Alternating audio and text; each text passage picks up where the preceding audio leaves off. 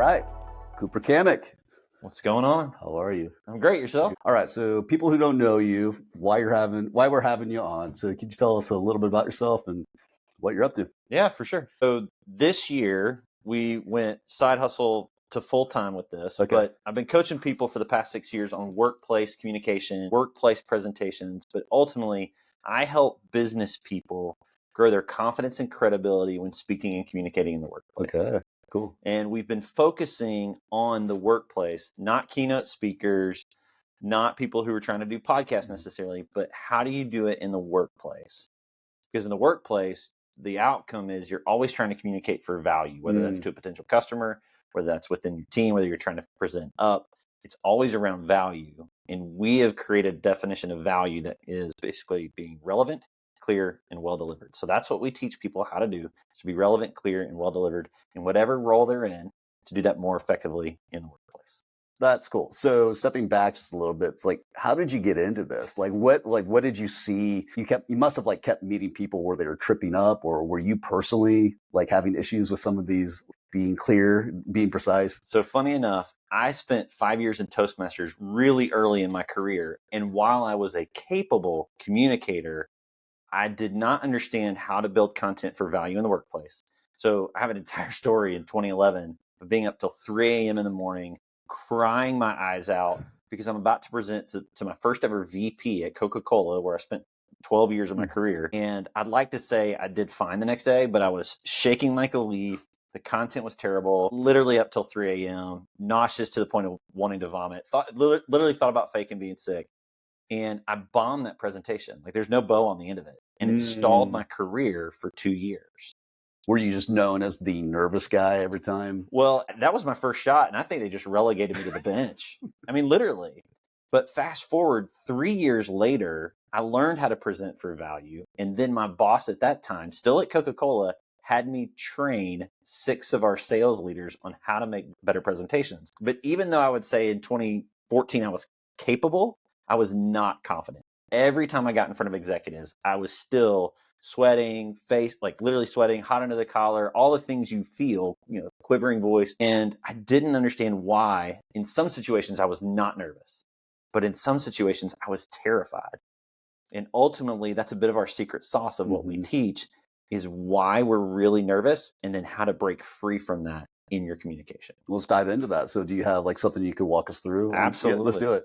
Yeah. So there's really 5 reasons people get nervous, but really what it boils down to is there's a risk associated with speaking and presenting. It's either a reputation risk or a financial risk. So really at the end of the day, people are so terrified of what people think of them that they don't present and speak for value in the workplace. So I'm more interested in what you think of me than I am providing value to the situation. And because of that, that's where the nervousness comes from. It's a social anxiety disorder, if anything. Now, the other part of it is all around the mental talk track.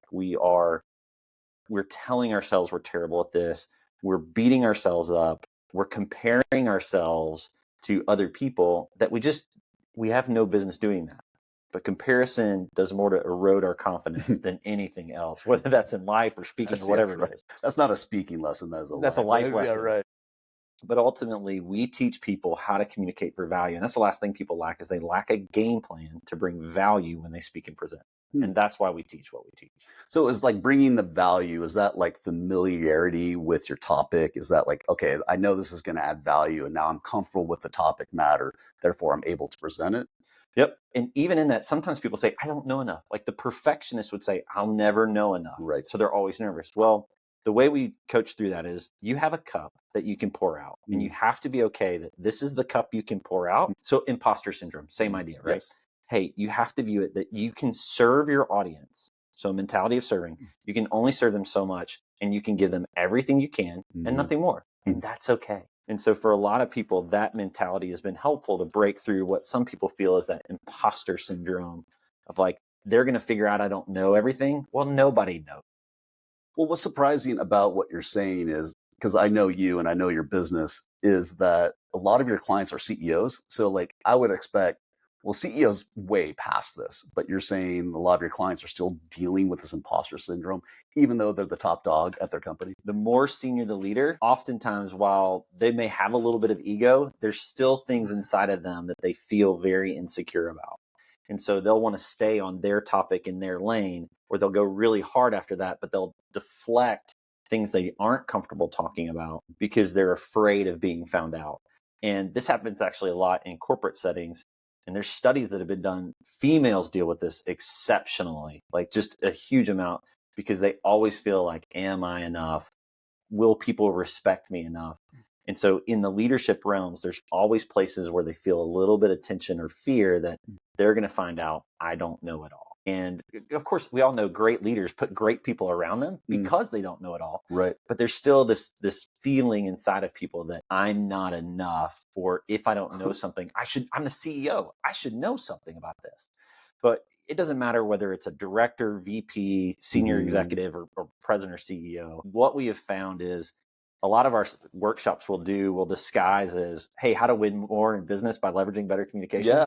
But we always talk about the nerves. And when we survey them at the beginning, if it's anonymous, they always tell us they're more nervous than they ever let on. Yeah. Yeah. No, even though I'm in marketing, I came from a sales background, right? And it was always funny. I would run into salesmen that really didn't have a whole lot of knowledge about the product. So like, hey, one of my first sales job was at Hellsberg Diamonds, selling diamonds in a mall, right? That's hard because there's 6 other competitors in the mall. But I was always surprised, like the top salespeople would come in and they didn't really know about cut, clarity, quality, all the things about like a diamond, but they could still pitch it really, really well because they had confidence. Like, isn't this a beautiful? What they just focused on what they did know. Yep. And then others, they were like, they knew everything about the product, but still they would fumble over the sale. Because like when they come in that, they're going to come to Hellsberg and they're going to go to Zales right away, right? And so that's you have one shot to make that impression that you're an expert, or at least that you care, that they understand where you're coming from. So I don't know if that's like your experience, 100%. Like these communicators, like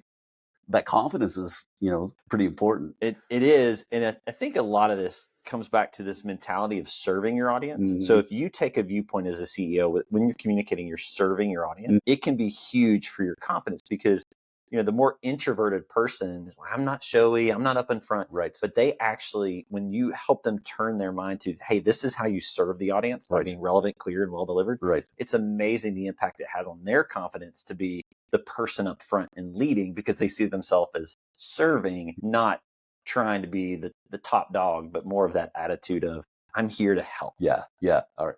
So we've talked about nerves and anxiety. Another cool thing about your business, as we were talking off camera, was that you look at psychological profiles or temperaments. Could you dive into like what you mean by that? Yeah. Like, how does my temperament? So, am I an angry speaker? Am I a happy speaker? A lot of people are probably familiar with DISC, if not temperaments, okay. Right? So in temperaments would be red, or in DISC could be D, but that dominant personality, okay. Right? So it doesn't matter the personality.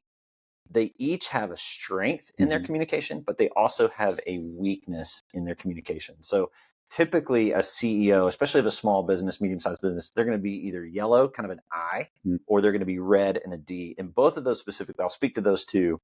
So the I or the yellow, they have a million ideas a minute. The problem is they're spouting off these ideas and their team doesn't understand what they really want. Or that person also, they're great storytellers, right? That's why we love them. That's why they're charismatic.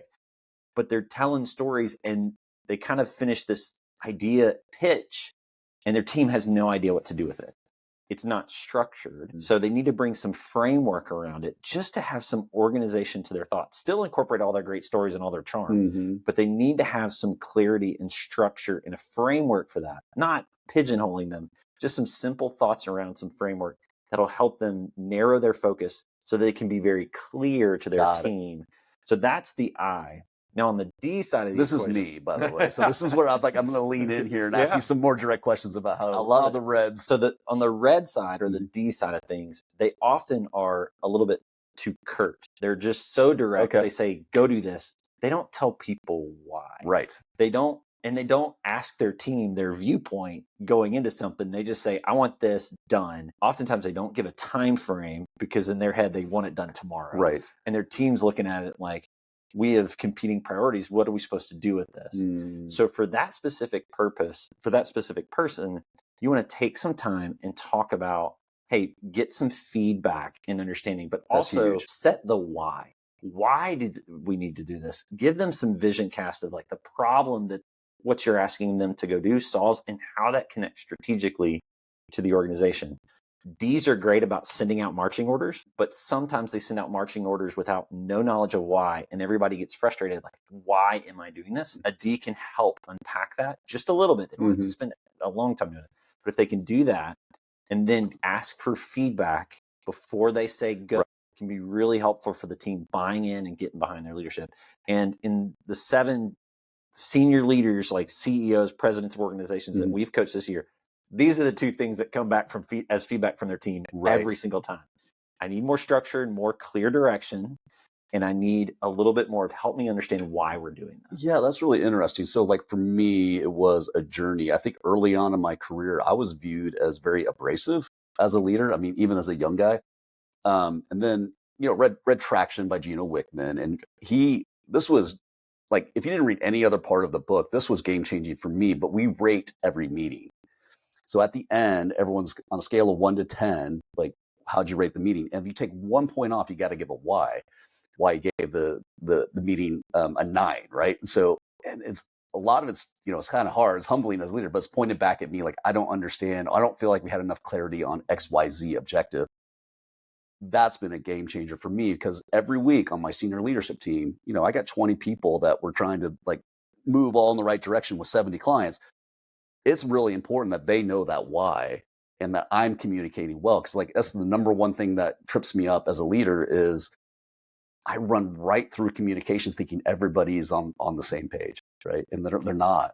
And so I don't know, do you have other tips like that, like rating meetings? I'm sure the structure, like embedding it into my agenda was the biggest thing for me. No, that's great. And I think you getting that consistent feedback over time, anybody who invites feedback and is willing to listen and make That's the change. hard. Yeah. I mean, gosh, if you're going to be brave enough to invite the feedback, don't dismiss it. Right. Because if somebody's willing to give you the feedback, let's say they soft pedal it the first time because they're terrified of your response. If you at least take that feedback, then what that communicates to the person giving you the feedback is that you value it. Well, now they're going to be willing to tell you the harder thing. But to some degree, there's a culture of the leader plays into this. But gosh, asking for feedback and in some ways giving someone the space to give you that feedback can be really impactful for you as a communicator and a leader. Gotcha. All right. So this podcast itself is more geared towards like, hey, how do I grow my business? And maybe, as a good communicator, I mean, just sales, hands down, that's a no-brainer. But like, can you think of scenarios or in the work that you've done with CEOs or VPs, like how they've helped like, impact their organization for higher revenue? Great question. So I'll kind of gear this towards more of the sales side, even marketing side. Yeah. I mean, they work together nowadays. So you got to work. So what we've found is oftentimes teams have a script. They know the product features, they know the product benefits, and they will absolutely just spew those onto the floor. Oh, I hate that. Yeah. And they won't take the time. And this goes back, that word relevant that we talked about earlier. They don't take the time to really understand what would be relevant about their solution to the client. Right. And it doesn't matter how many product demos of, I have a data and analytics background, so it doesn't have any product demos. Yeah. They never took the time to understand, okay, what's the real pain point we're solving? And so what we've seen in the sales teams we've worked with is take the time to really dig in on that client's pain point. And I'll give a very tangible example for my business. So I'll end up on a call with someone who says, hey, tell me about your coaching process. And if I start telling about my coaching process and then I basically try to make the pitch, my close rate's like 1 in 8. Yeah. So about 12%. Right. But literally, if they ask that question and say, hey, hold on, what's got you reaching out for coaching? Tell me about what's going on. Yeah. And I get them talking, I understand the pain points. Because yes, I solve different pain points. But if I can understand their pain point, then I can really dig and ask deeper. Well, what does that mean for you? What are the implications of that? So if you are familiar with Neil Rockman and spin selling, there's situation, problem, and then implication and need. So what's the implication of you not taking action? What's the implication of you not fixing this? That can often unravel that the future of their business is at stake, and you can begin to tailor your solution. And so what we find, or what I've found leading sales teams, is oftentimes you end up with sales teams who do not understand or speak to their clients. They think they are, but they really don't take that time to uncover it. And that's the hard part too when you're in a sales world, because you're trying to get demo. Yes. But what you really need to do is end up in conversations where they're willing to unpack their world a little bit more to you, Right. so that you can speak more intelligently to how you serve them specifically. That is the number one opportunity for leveraging better communication, is understanding that client. Yeah, I mean, every salesperson or every executive wants to be viewed as an expert in their field. And yes, that's why the client is even engaging in the conversation. Cooper, I want to talk to you because you're an expert in executive communication. But like, if you, like exactly what you're saying, if I just go on and spout at you all my, expertise and my process and all that, like, I don't feel like I'm being served. So like just that idea of like, I can speak to the benefits, not the features, and then that's going to be a lot more powerful, in the, closing the sale. Even on marketing, I think it's a little pandemic right now, particularly in the SaaS world, because like they don't want to do this work, because once I have all these conversations and I start identifying, okay, well, I ask them why they came to me to have this conversation, and that thing repeats itself, via data, via whatever. And now I can tone my pitch at a scalable level for the marketing team and then bring it back down to the sales team. I think that's something really important. So the pandemic that's happening in SaaS, we're doing headlines on our homepages that are like, I don't know what you do. It's just like some feature. Yeah. And I think it's indicative of our own personal communication that we just are not taking the time to understand the point of view and the empathy. It's amazing.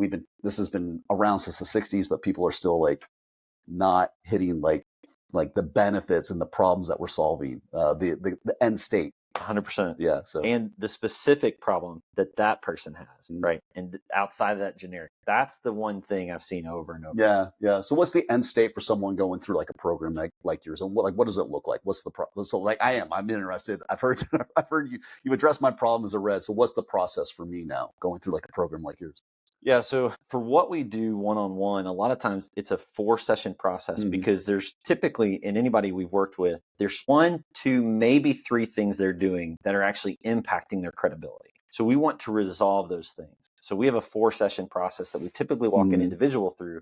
We call it our transformation program. But what we've seen in both my time at Coca-Cola and coaching 250 people one-to-one is, as they iron those things out and kind of keep those things cognizant, their self-awareness grows, their control of their communication grows, and that breeds more confidence in that. Then we teach them also frameworks, so that when they're walking into situations, even if they're unprepared, they have frameworks that help them think about it very quickly, so they walk in more intelligently communicating versus just say and spray the words and hope for the best. Yeah. I mean, how many meetings have you walked into a little bit unprepared and you're just like, I know what I want to say, and it comes out and you kind of go, man, I didn't quite get what I wanted out of the meeting. Yeah. Right. For that person, the frameworks we can teach them help them sort of frame out what they want to say in a very quick fashion. So we teach people how to prepare what you want to say in less time, with less stress, especially in the corporate world when you're presenting out to a bigger audience and there's a lot at stake for you and there's a lot of risk, which could increase your nerves. We teach people how to have a framework that really helps them with that. So it's both, impacting the critical things, killing your credibility, but also helping you have frameworks and deliver more impactful. Most people think great communication happens when I'm more dynamic and more witty and more funny. Yeah. No, it happens when you're more relevant, more clear, and you just deliver more conversationally, but better. Yeah. Yeah. People love a good, warm personality. Someone's funny, but like, end of the day, I still need my problem solved. I don't care how funny you were. So at the end of the day, it's about the value you hit at the end of the day. Yeah. This other thing about the frameworks, I don't think we really have a framework, but like some of the rules at Sure Oak around meetings are, there's always an agenda. And if it's like an external client or a sales call, there's got to be some anticipation about what's going to be asked. Yes. I don't know like why that's hard or why we think we can just go into every meeting and wing it. Like, you kind of have like a sense. Wait, I thought that was normal in marketing world. Yeah, right. It kind of is like, hey, you're just going to be so, enthralled with the colors and the algorithm and the data I'm going to shoot at you. But like at the end of the day, I kind of have a sense of like where they're at. SaaS company and their lawyers are their market, and there's trust and credibility probably that they're trying to get at. So maybe I'm going to be ready for like some trust and credibility type pieces of content that we can put in front of them, maybe some video, solutions. So that sort of thing, we should be a little bit ahead of to speak towards. And so I don't know. I just think we get so busy as our companies grow and, we get more clients, and we just think we can just walk in every meeting and not, every client, every engagement, even with a current client, is, it's a meeting by meeting, battle that you just keep adding value. Every conversation I should walk away. Well, it's like, even if it's a sales call, I want them to walk away like, hey, I would have paid for that. Yeah, that's great. I absolutely would have paid for that. And so if I didn't deliver that, then, look at, I'm not batting 100% of that at all. Let's say even 50%. But at the end of the day, I want them to walk away like, hey, I'm not going to go with Sure Oak, but like, I was sure glad I had that conversation. 100%. Yeah. So adding to that, you mentioned having an agenda going into the meeting. Oftentimes the way we phrase it is, what's the win of this meeting? What's the win for us? But how do we help? What's the win for them? They're spending time with us. What's going to be valuable for them in this conversation, so that even if they don't work with us, they've gotten value out of it? That oftentimes is the tipping point for people to feel like they can walk into the meeting and really direct the conversation in a healthy way to help the client get the most out of it. And when they feel like they get the most out of it, your partnership deepens if they're a client, right? The retention's longer. All the wins happen because you've helped them win in the business. So having the agenda is key. Having the win for both parties and understanding that can be really helpful for people going, okay, the win for the client today in this meeting is blank. Absolutely. That can be so helpful for people adding value to every single meeting. Yeah, I call that running the stoplights. Okay. Right? Like, it was like, hey, so our win as the agency trying to sell the business might be booking the next meeting or the discovery meeting. So we're on a discovery call, and then we're trying to book the insights call, right? So we want to book that next call. But did I run stoplights all the way through? Did I actually get them bought into like, hey, this is an actual problem they need to solve and it's urgent enough? And if they don't solve it, will it continue to like, a race to zero is is like, hey, if you're not going to spend money on it, it's just a race to zero. And if not fixing it is going to cost a little bit of investment. If we don't get them to buy into that, I'm not asking for that meeting, right? Because they didn't, like you said, they didn't get the win that they were looking for. So I don't know. I love that. That's great. No, that's a great viewpoint. I love it, man. So, hey, we're probably running up on our time, but like, how can people find you? What are you on LinkedIn, Twitter? Yeah, I'm very active on LinkedIn. Okay. There's only one Cooper Camak on LinkedIn, thankfully. So you can find me there. Speakingupyourgame.com is our speakingupyourgame.com. Okay. That's our website. Obviously, you can find us either place, but what I would say is if anybody's dealing with something or they feel like they could do something better and they don't really know, we can always have a conversation with people to help them figure out what's a good next step for them to take to help them win more in business. Brother, thank you for hanging out with us today. Thanks for having me. Awesome. Cool. Really appreciate it. All right. Thanks for joining us. Hope you feel blessed and you bless somebody else.